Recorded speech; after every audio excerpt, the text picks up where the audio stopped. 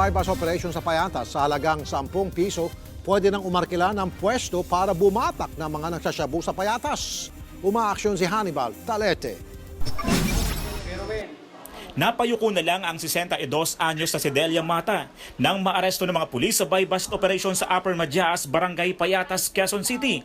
Hindi naman daw siya drug user, pero ipinapupwesto sa mga bumabatak at nagtutulak ang kanyang bahay sa halagang 10 piso kada tao. Anong binandaan yung isang sachet? Hindi, 10 piso isang tao.